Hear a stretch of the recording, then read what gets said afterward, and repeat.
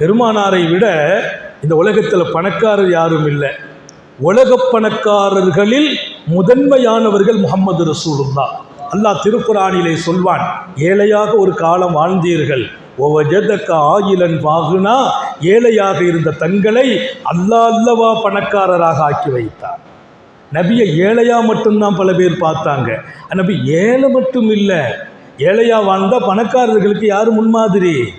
பணக்காரங்களுக்கு யார் முன்மாதிரி? ரசூலுல்லாஹ் முன்மாதிரி, ஏழைகளுக்கும் பணக்காரர்களுக்கும்.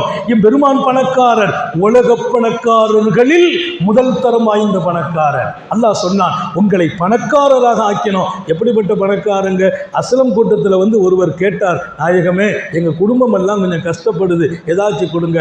அப்படியா? அங்கே போப்பா, அந்த மலையை பார்த்தியா, அங்கே மலை இருக்குது, இந்த மலைக்கும் இந்த மலைக்கும் இடையே அந்த பெரிய பரந்த விரிந்த இடம், இரண்டு மலைகளுக்கும்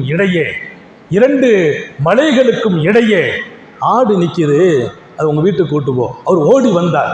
வந்து பார்த்துட்டு அதிர்ச்சியோடு வீடு நபிட்ட வர்றான். என்ன நாயகமே, அங்கே 1000 ஆட்டு மந்தைகள் இருக்குது, அதைத்தாம்பா கூட்டு போப்பா. யார சூழல்லாம், நான் கஷ்டப்பட்டு வந்திருக்கேன், இது கேலி பண்ணுற மாதிரி இருக்கேன். கேலி இல்லைப்பா, கேலி பண்ண எங்களுக்கு ஹராம், கேலிலாம் பண்ணல, அவ்வளோ ஆடு உனக்கு தான் கூட்டு போனாங்க.